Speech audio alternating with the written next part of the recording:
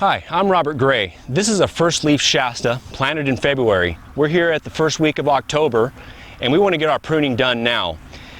It's going to let our wounds get calloused over more quickly. We're not worried about rain, maybe bringing on some bacteria.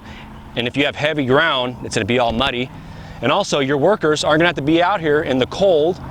They can get it done now in this beautiful weather. So we're going to start pruning these trees, and this first leaf pruning is probably the most important to get your trees shaped for the future of your orchard.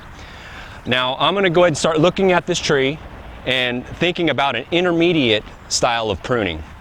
So I'm already starting to look here in the crotch area and determining how many scaffolds I can leave.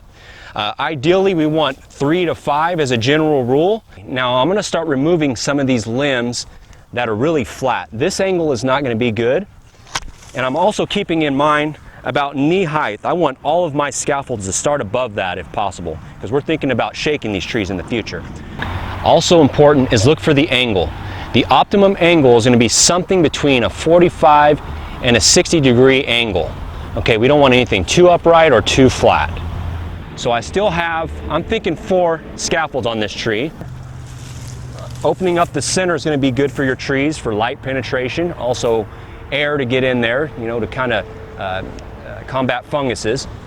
Still going to clean off the trunk here. And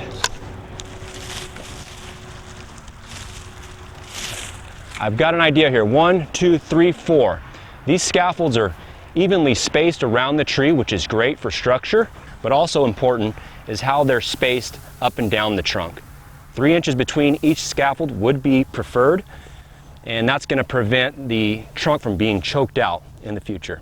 And right now this tree looks okay. It's open, and every grower is going to have his own idea on how he wants to open that, and that's fine. So with these 4 primaries selected, I might remove this one here too. Now I'm going to want to go up and tip my primaries. So what I'm doing here with this intermediate pruning style, I'm really more looking for a diameter where to make my heading cut, not necessarily just a fixed height. I'm going to go right here below this cluster of kind of limbs so that I can make my cut and still have 3 good buds that can push and extend out into our orchard rows for future. I'm going to only do my heading cuts on my primaries. And the idea is to leave this thinner wood to become horizontal, which will be our crop wood in our 3rd leaf. So I've headed 2 of the primary scaffolds. I'm going to continue my way around.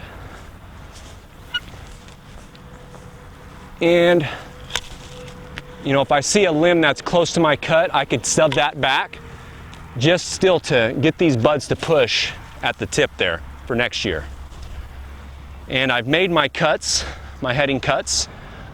So this here is again the intermediate style of pruning, and now we can look to putting a tie-in on these trees. So our first leaf Shasta tree here has been pruned. Now we're going to think about putting in the first tie, which is also important for your support.